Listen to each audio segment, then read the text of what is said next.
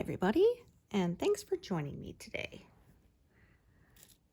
Today I'm going to be working at the very bottom of the pass, the background and a bit of leaves that are around the flower, and if I get that done, I may start working on another flower petal. We'll see. So I did some of the flower, and then kind of coming down here, there's sort of background that kind of curves this way, and so I'm just going to fill it into the bottom, and that's probably what I'll do today. I was hoping to be at the exactly 20,000 stitches left by this session. I'm not, but it's less than 200 stitches away, so I should hit that milestone during this session. Woohoo! Some bigger blocks of color today. It will go fairly quickly, I should think.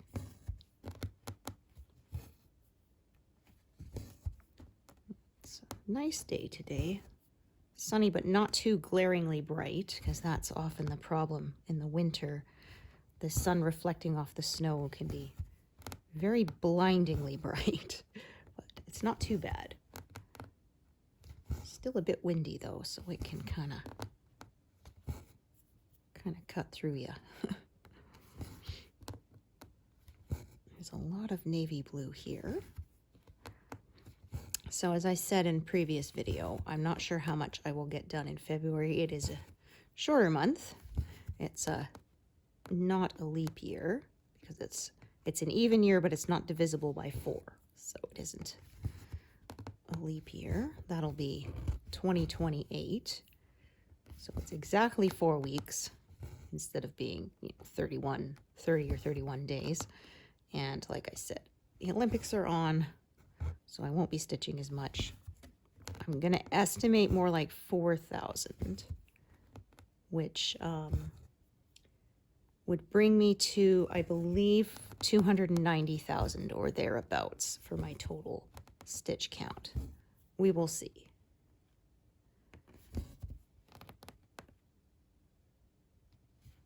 Hitting exactly 20,000 left to go means it took me just about 2 months, just under 2 months to do 10,000.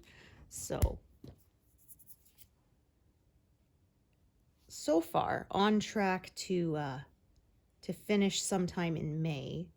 I started it in May of 2023, so 3 years, which is about right. I looked at my record and I manage about 100,000 stitches on the main piece in a year. So, because, but we'll see, because of course this year is a little different because I went back to part-time work, which has meant a little less stitching time. I managed just over 150,000 stitches across all my projects last year. And then, like I said, we'll see, because I think my term is up in like April, I think.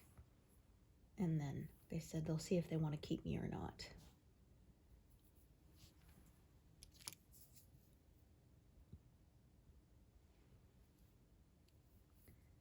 Alrighty.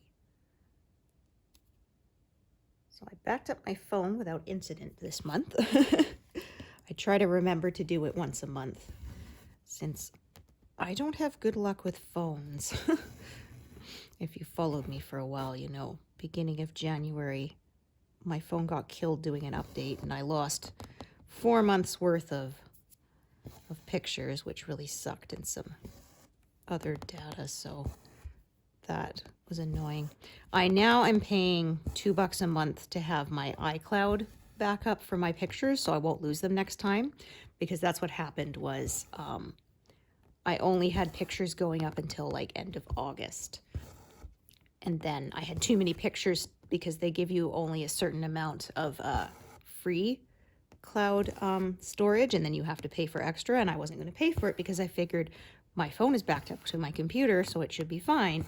And then I got lazy, and I hadn't backed it up for a few months, and then I decided to be responsible and back it up, and then the whole thing went kaput because I made the mistake of installing the new update through my computer, through iTunes. So you can still install updates, but do it through the phone itself. So when it's connected to the internet, and it will give you the option to update it manually or overnight. Do it that way. Don't do it through iTunes, because apparently it was a common issue, especially with the iPhone 14, which is what my last phone was, that it got basically a fatal error and it got stuck in a recovery loop, and it was not recoverable. We took it back to a few places that specialize in phone repair, and it was done. They couldn't even factory reset it, because they asked me, if we can't recover any of your data, would you like us to, reset your phone and you can rebuild it from your old backup? Which I said yes, because at the time, before it completely lost its mind, it was working just fine. And so I figured to start again, I'll lose some data, but no, it was done. It was good enough for a doorstop at this point. It's completely done, and you couldn't boot it. You couldn't get it out of the recovery mode, nothing. So it's for the bin. We'll go and take it to be recycled. And I had to buy a completely new one, which sucked, but oh well. So today I was backing up my phone and it asked, did I want to download? And I said no. Did I want to download and install the new iOS? And I said no, because I learned. So I back up the phone, I'll unplug it from my computer, and then I will install the update that way manually. And that way, if it dies this time, I have a completely up-to-date backup to reload from. Ugh. I was not happy. It was a used phone that I bought, and sometimes, like they say, sometimes it's worth it, but sometimes, I guess, like me, if you get a dud, it's not worth it. So in the end, I guess I was actually out more money because I had to replace my phone sooner than I used to, because I usually keep my phones for 2 to 3 years, sometimes longer if I can, and then replace it when I have to. And so I wasn't due to replace the phone for another 2 to 3 years when it died, and I needed to buy a completely new one. So that sucked. And yeah, when my husband was on the phone working with the tech support to see if they could fix it, because my husband does a lot of tech support work in his job. So, and they said that there was one of them who said, yeah, they've actually been telling Apple that you should install the update through the computer, through the iTunes, because this happens way too often.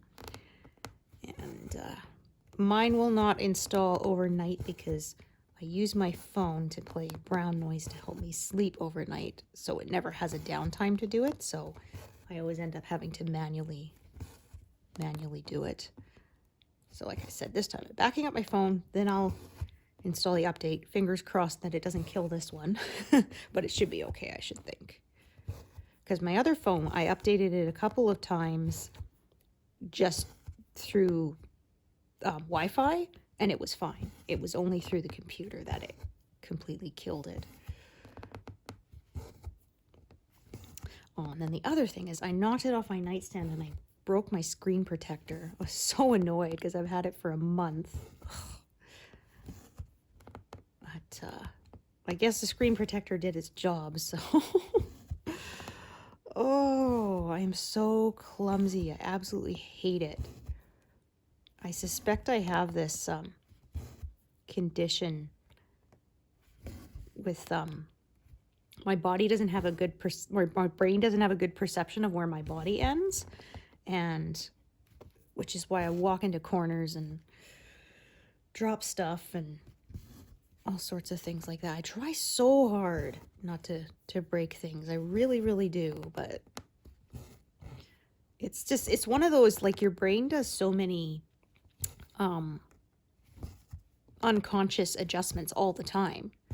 And so for some people, it just doesn't do it that well. So then you misjudge how far away something is and that kind of thing. You go to put something on the table and you're not right on the table, and so you accidentally set it on the edge and it tips over and falls off and that kind of thing. And like I said, I do try to be careful, but I mean, your brain relies on shortcuts to save energy, and when your shortcuts don't work, you end up like me. Oh. My son is a bit the same way. He's got better spatial awareness than me, but he's like me, a bit clumsy.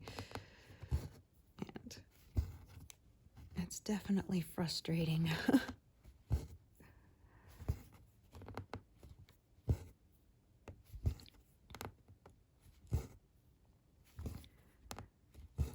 Yeah, they said that it could have been the update, or sometimes if the cord you're using to connect the computer to the phone isn't good, and it kind of the signal got interrupted in the middle of the update, then that can kill it. And they said, like, it can actually damage the actual hardware, like the motherboard, and then in that case, that's why couldn't even factory reset it, because it just couldn't work anymore. Lots of navy.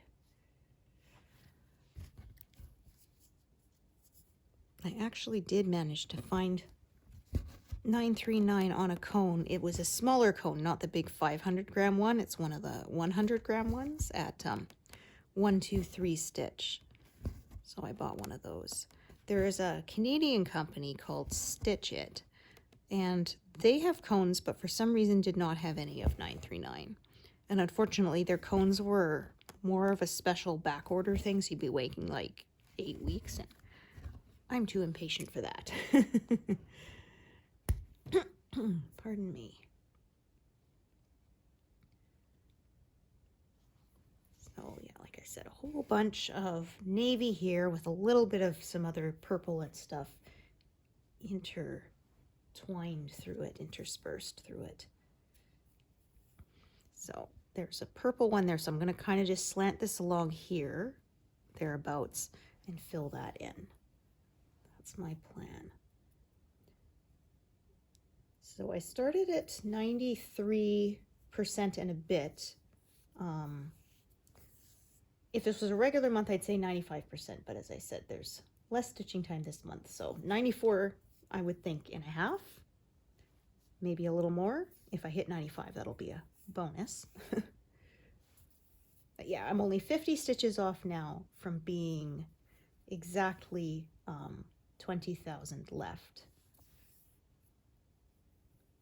Because the total is 306,900, so we're hitting 286,900, so that will be exactly 20,000 stitches to go.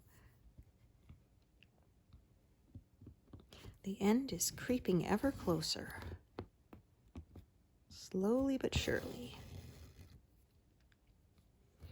And then I've had someone ask a few people actually ask if I plan to take a break before I start my next project. No, I am diving right in.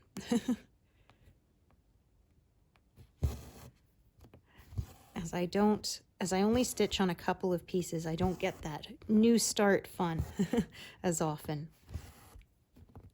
I mean, I enjoy the whole process, but there is something about a brand new start that is always fun. Which is why I know some people who are serial starters. There was someone who said they had over 100. I was just like, wow. That's wild.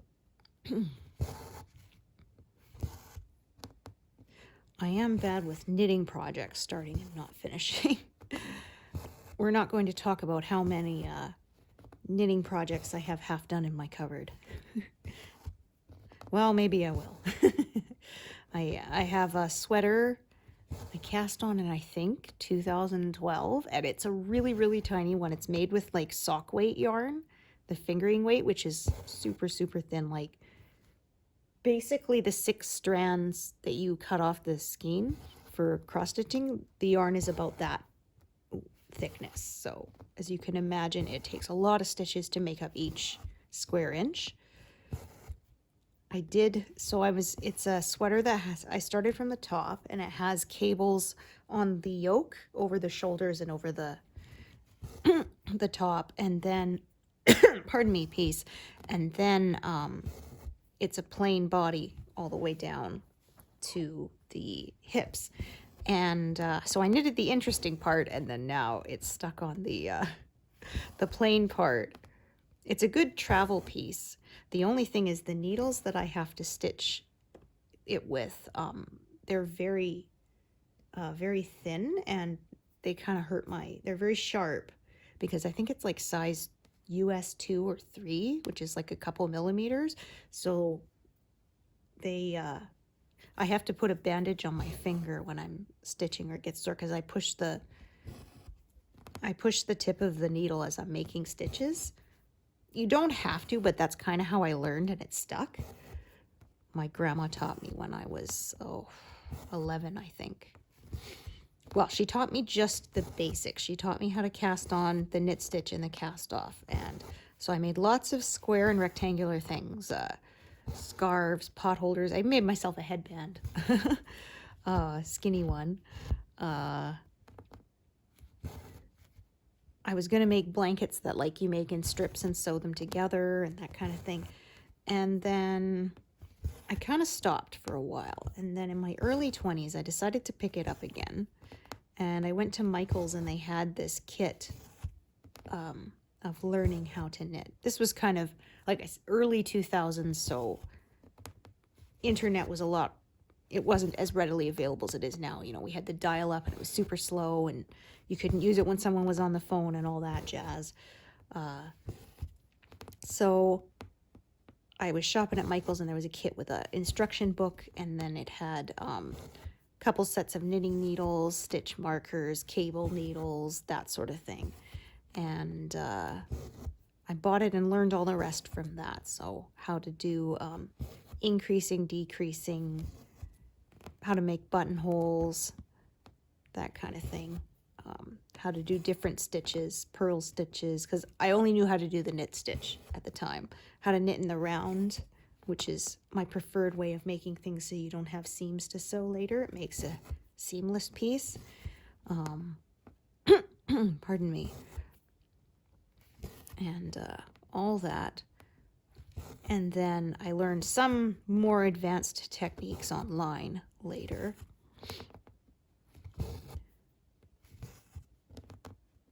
I designed a lot of my own sweaters, actually. Usually, even if there's a pattern, I will tweak it to fit my own exact measurements. So there's that. I have a few sort of scrap using up blankets that there's one I've made where it's like a bunch of little parallelograms, and you put them together to make like kind of a star in the center. And then I have all those done and sewn together. I used complementary colors and like different shades of blue and stuff like that. And so I have all sort of the little starburst bits done. And then I've been adding sort of white onto them to make them into squares that I can then sew together. But that has been an ongoing project for a long time. That's, again, one I like to take when I travel, because it's not big, because I'm not knitting it in one piece. It's not too big to carry around.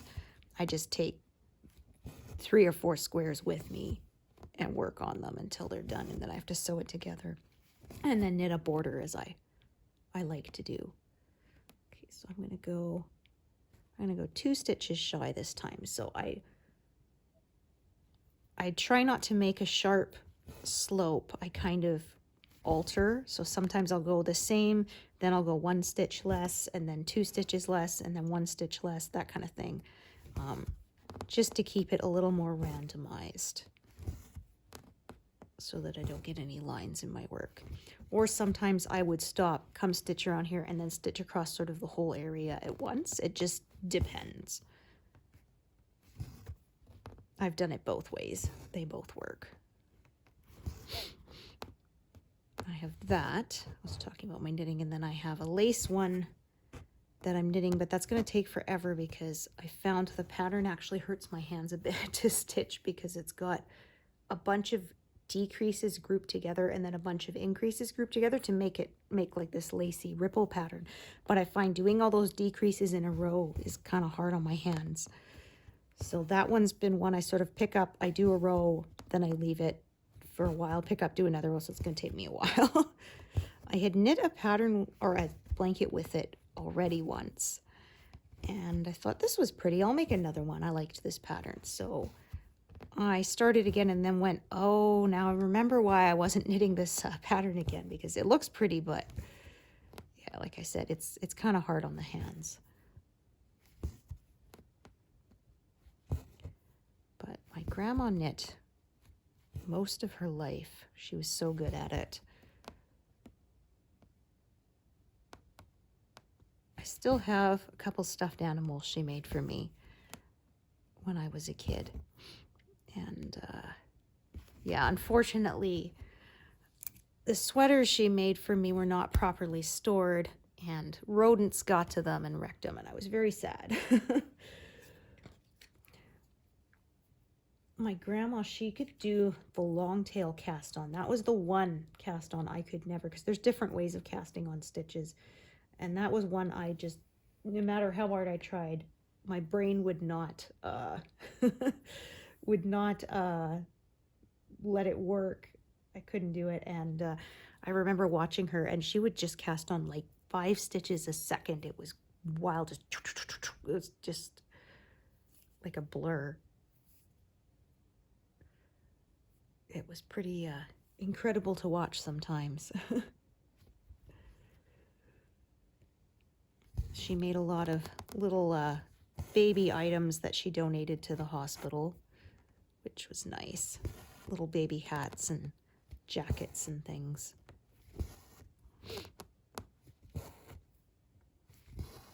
She didn't knit seamless as much. She knit more in pieces and sewed them together, which I think was, like, circular needles I don't think have been around that long.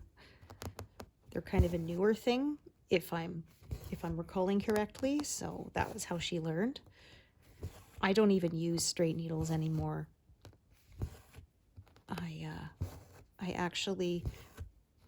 I taught my niece how to knit, and so I ended up giving her all my straight needles. So it was like over a dozen sets of needles, so she was pretty happy.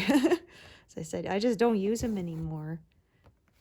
I find the circular ones, even if I'm knitting something that's not seamless, even if it's knitting back and forth, I find the circular needle is a little more flexible and easier on my hands, and kind of the weight of, especially a bigger piece, kind of rests on the cable and rests on my lap.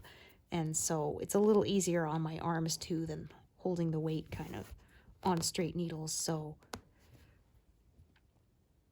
like I said, I just don't really use them anymore. There was someone who said they turned theirs into planting stakes for their garden. But my niece was knitting, so I said, here you go, you can get started. And I actually gave her my old instruction book too, because it's nice to have a reference even after someone teaches you, right? And so I don't know if she still knits. That was when she was a teenager. She's older now, and she's got married, oh, I'm thinking 2 or 3 years ago. So I don't know if she kept up with it, because we live a little bit further from them now.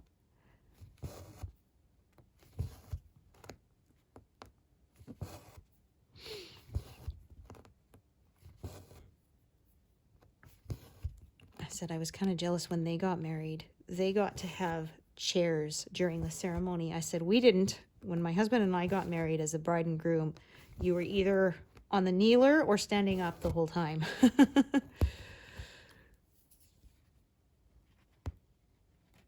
Oh, yeah, I heard that.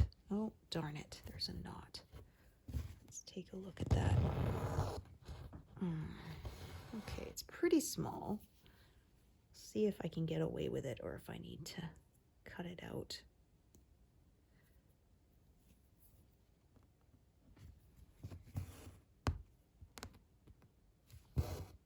Yeah, okay, that's going to end up on the front. So what I'm going to do is I'm going to go back. I'm going to tack this down over here. That forces that knot on the back side. and then it won't show up. Yeah, because I had one that was kind of borderline a while back, and I thought the knot had ended up on the back, but I guess the tension changed over time and it came back up to the front. So I was running my fingers sort of over the top and I felt this lump and it annoyed me. So I ended up cutting it out and pulling back and fixing it. But that was a pain. I'd rather not have to do that again. It was very, very fiddly to do.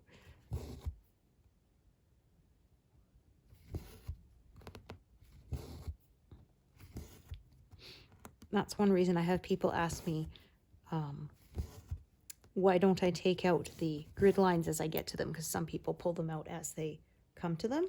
That's one reason, because that made it, because my grid lines were still there and still visible, that made it easier for me to know exactly where the thread sort of traveled to, because a lot of these colors sometimes can look very similar and it's hard sort of to tell where the next stitch is. And so because the grid was still visible, it was easier to see exactly what thread color I was pulling and where it had traveled.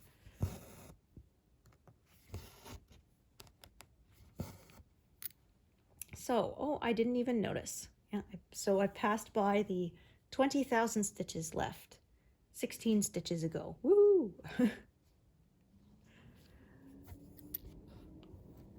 So maybe sometime in March I'll reach 10,000. Oh, yeah, it's a weird little glitch sometimes in Pattern Keeper.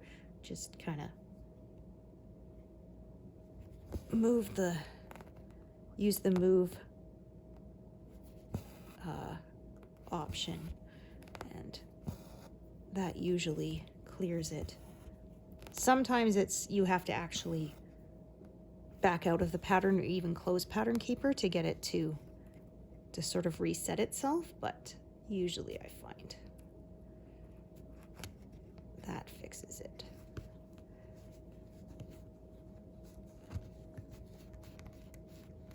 Drawing my threads along the back because obviously I do not want to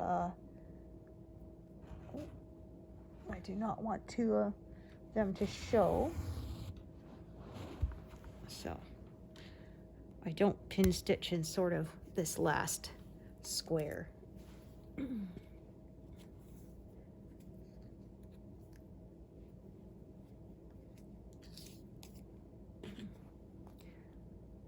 Righty.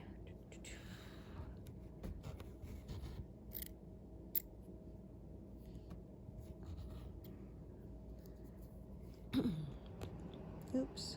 Okay, so let's see. Do that. And then it'll probably be time to start a new thread soon.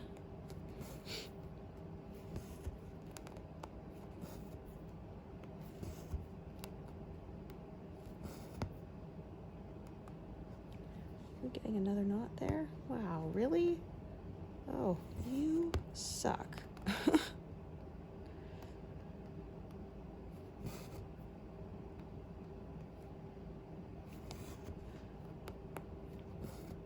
we are.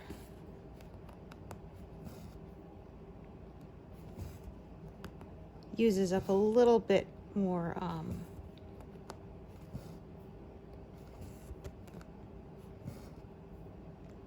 thread, but I figure it's about the same as having to tie it off and restart. And as long as the knot isn't too thick, I don't worry about it. It's a very small one. Alrighty.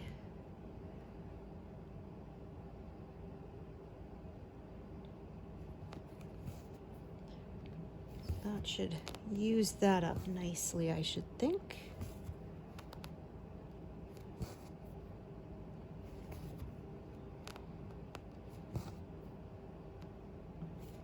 Background, and then this is a bit of flower here, I would think. Oh, look at that. I just realized something doesn't match here. Oh, yeah, because... yeah, I just realized I think I went over a little overzealous here. So 1, 2. Yeah. Okay, hang on. Take a look. Oh, I think I missed some navy. That's what happened. Yes, I did. Oh, yeah. I just realized. Yes. Silly me. I bet you noticed too. That's what I get for not listening to you. Alrighty. I'm gonna rip this back a bit. Yeah, I missed these 3, 4 right here. Okay, so what I should have done is 1, 2.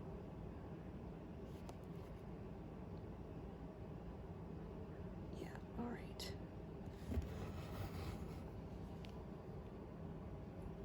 Yeah, I was too busy talking. I distracted myself. It happens, yeah.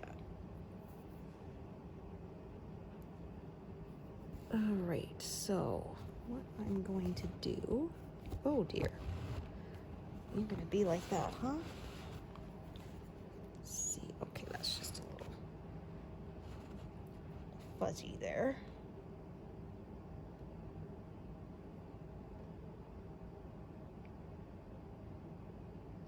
Oh my gosh. Well, just gonna split apart, huh? Okay, so this is where my grid lines help me. All right, so I did 1, 2, 1, 3. So switch colors again. It should be these ones here. I did not do. Yeah. Okay. That's what happened. So 1, 2, 3, 4, 5. Park it there. A little bit of a fiber here. Yeah, I think that should be fine once I stitch over it. Okay.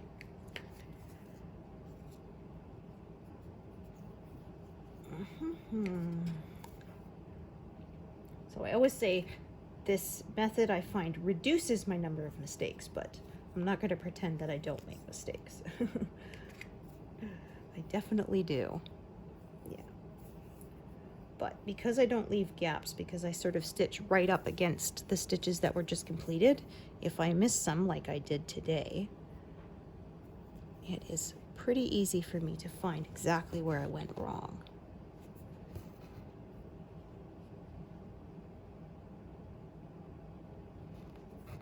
Kind of going cross-eyed there.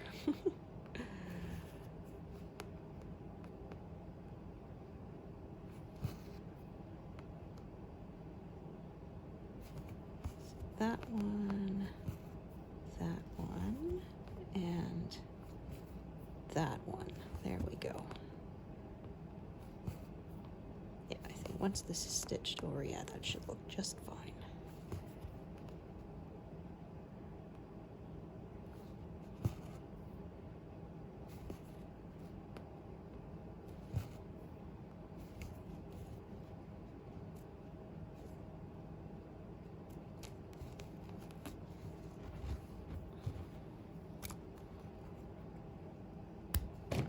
Now things match. So now the thread is parked there. So now I'm going to carry it up properly, the way it should be. Yeah,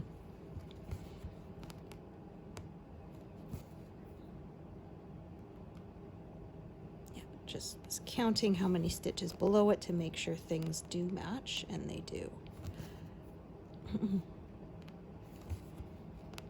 Oh, goodness. Maybe this piece of thread is cursed.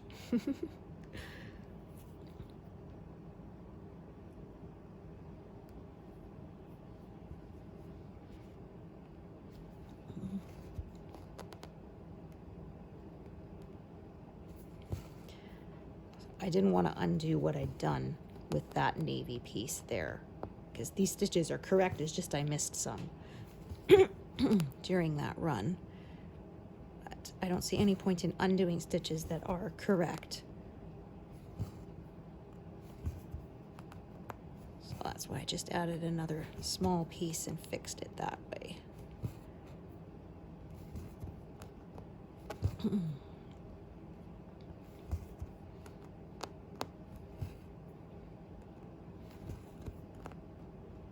All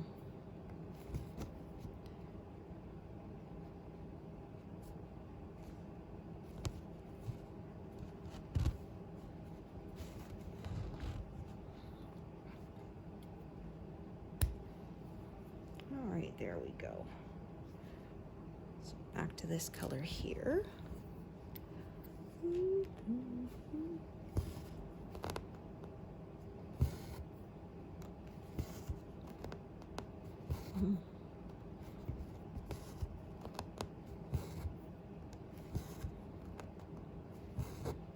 Oops. Yeah, that sounded and felt off. There we go. Caught it before it became a knot.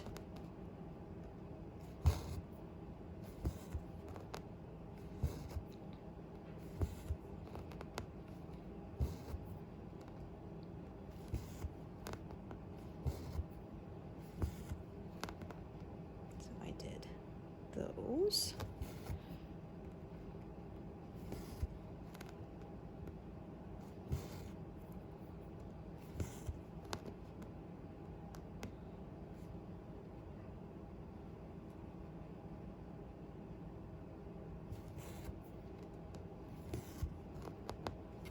Try to remember to actually do those ones on the end there.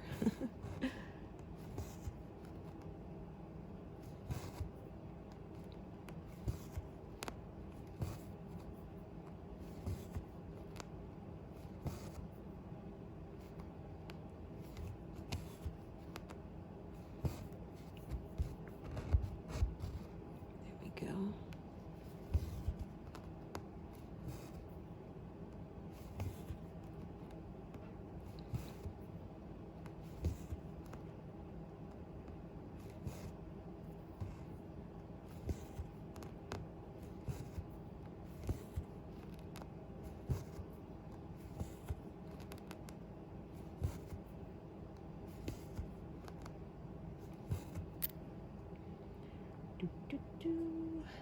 Okay, so I hit 93.5. So to hit 94% is like another 1,500 stitches or so.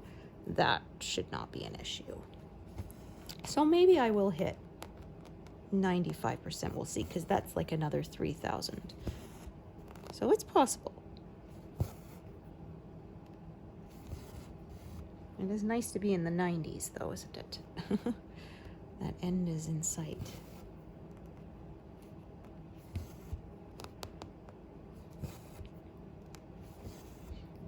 I think if I hadn't gone to taken the job last year, I might have finished. But that was not how it worked out. That's fine.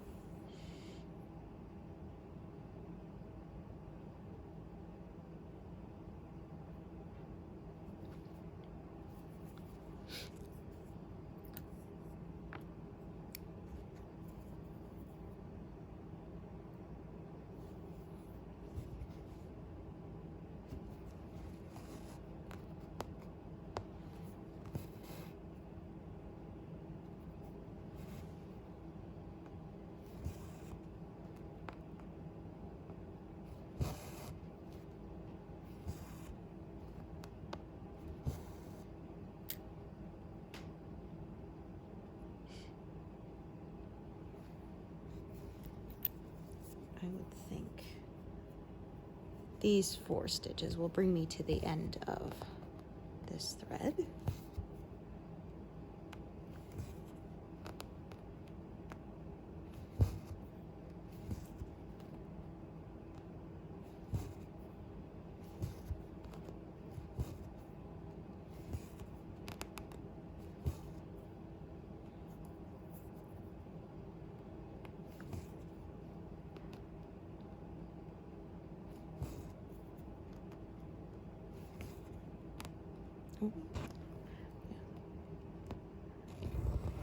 Missed the spot there.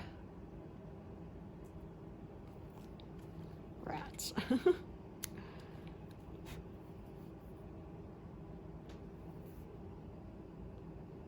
we are.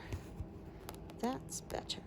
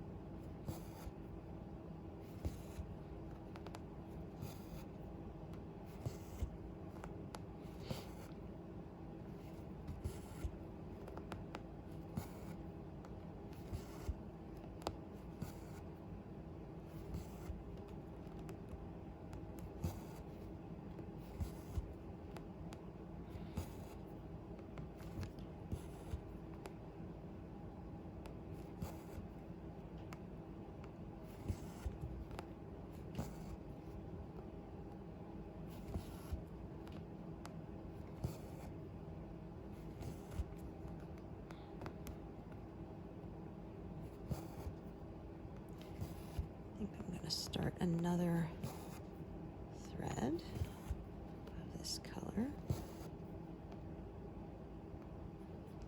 Did that go right? It's hard to tell. Oh, it did. Okay.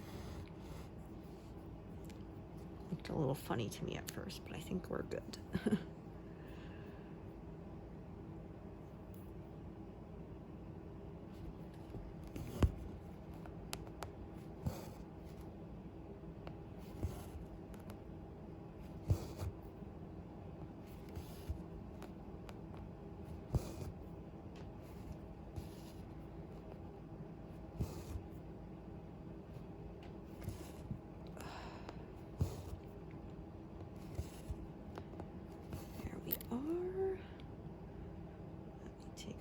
Here.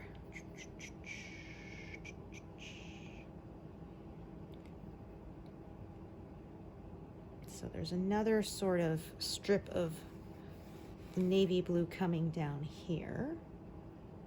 So what I will probably do is I'll kind of fill this area into about that grid line there, and then I'll probably go up and carry on downwards again. So I'm going to start another thread. Actually, I've got a short little piece, so I think this would work out actually quite well. Yeah, I got lots of bits of this color.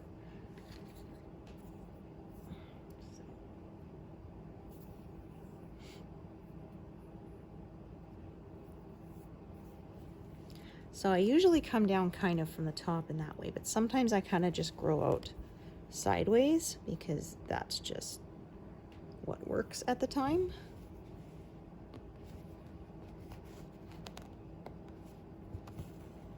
Oops, try that again. Pulled a little too hard. One of the hazards of using shorter pieces.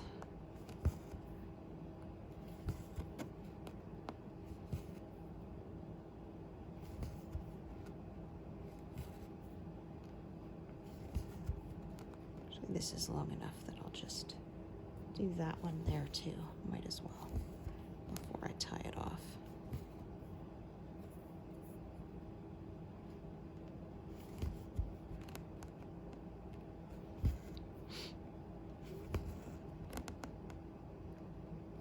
next time I sit down to stitch with you, I'll probably be working on the flower again. So it'll be kind of back and forth, flower and then the background underneath it, and back and forth as we creep across the page here.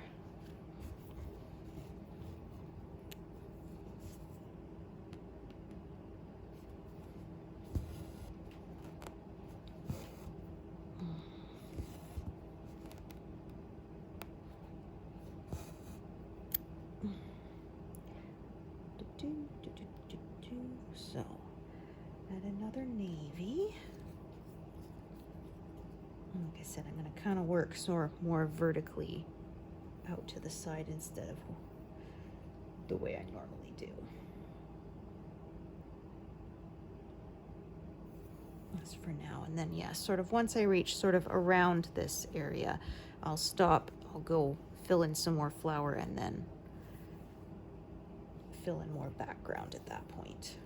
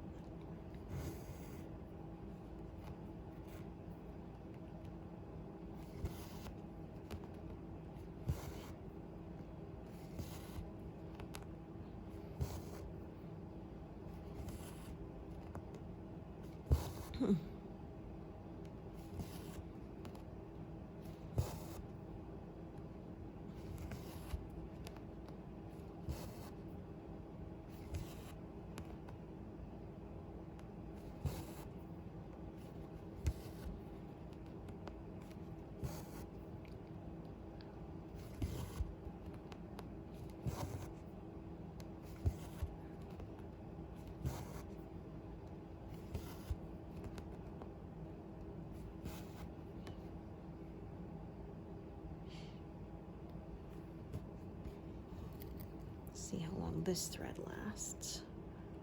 Probably have to add a new one not too far in the future. Fill that bit in.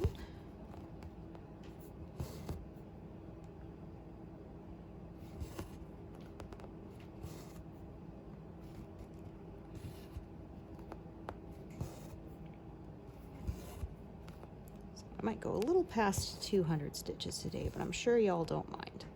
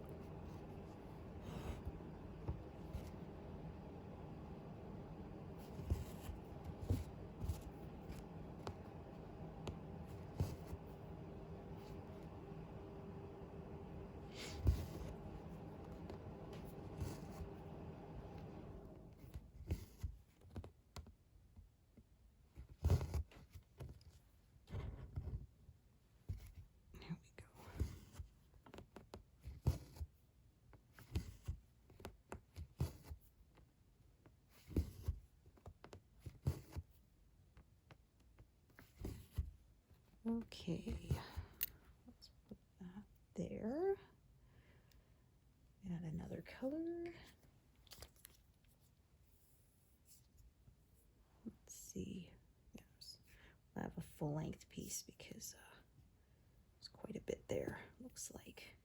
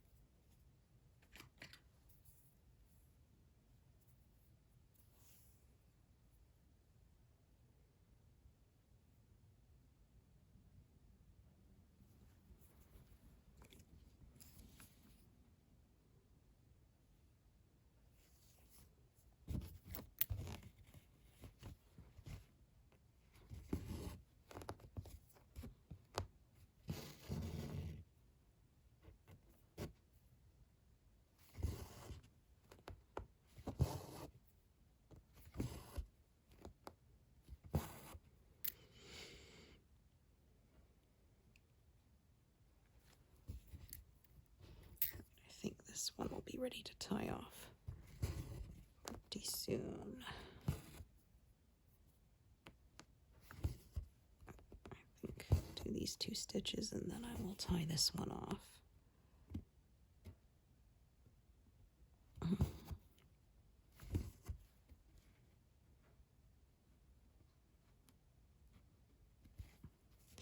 Oops. It can be kind of a pain sometimes to... Okay, you know what? If you're just going to be like that, I'm just going to bring it up here and pin stitch it here. I can usually do it from the front, drawing along the back. Sometimes it doesn't want to cooperate, so... I can turn my work over, but with the camera and everything, it's kind of a pain, so... I prefer to avoid it.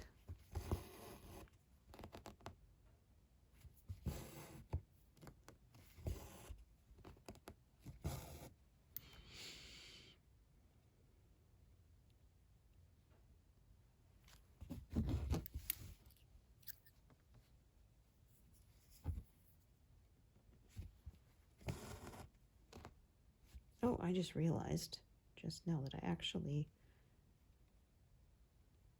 parked it up here instead of down here. Okay, so in that case, I will just do a bigger run of stitches, no problem.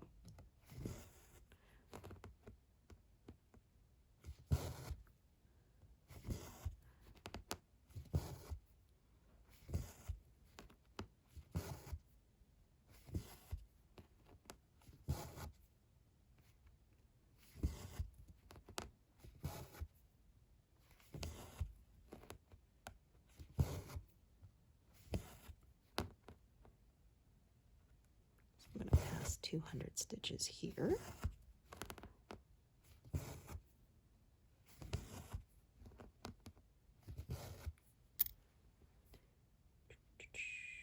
All right, so another color here.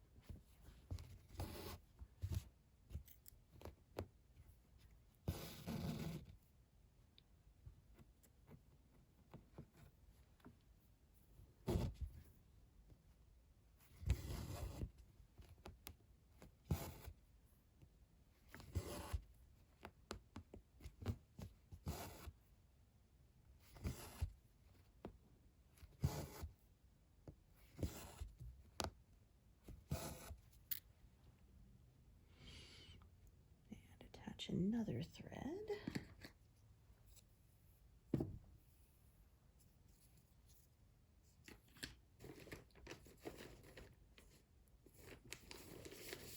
Still over 1,000 stitches of this color left. Well, there's quite a bit of it in the flowers at the lower right hand corner, I think.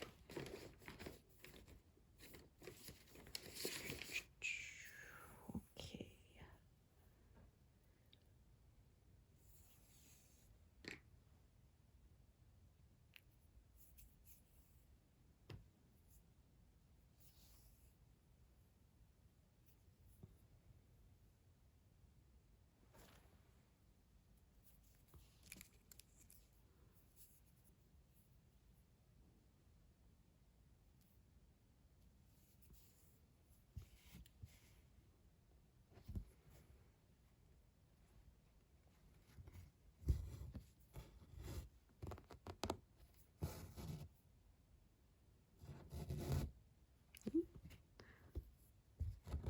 I messed something up there. I think I actually pierced the thread instead of going through the loop there. Try that again.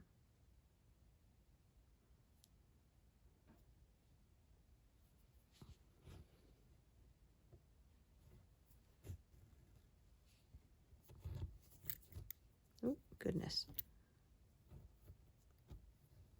Okay, went around that one. I'll just unthread it, pull it free.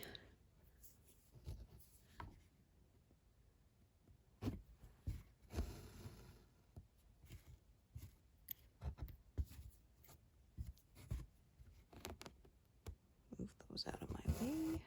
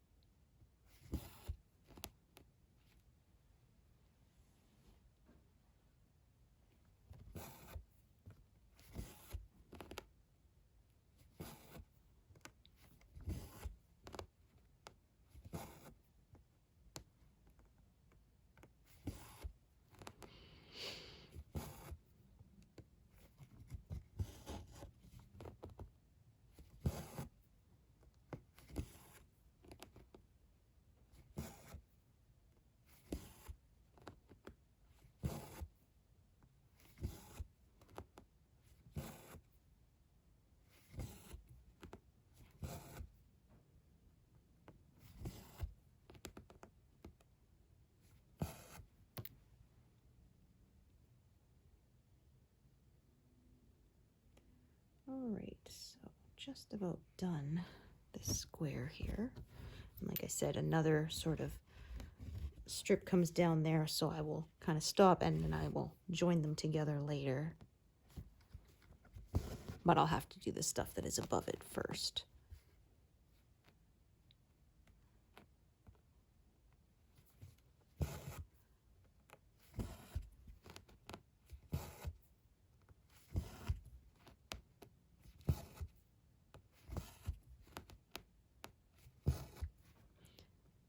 This is well past 200, so I think this is where I will quit. Those big blocks of color go nice and quick, don't they?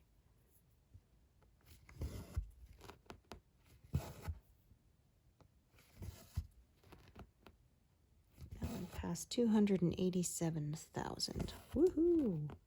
Try that again.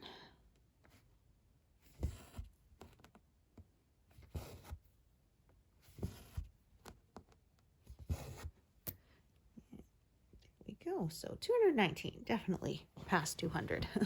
Thank you so much for joining me today, and I hope to see you here next time. Thanks, everyone.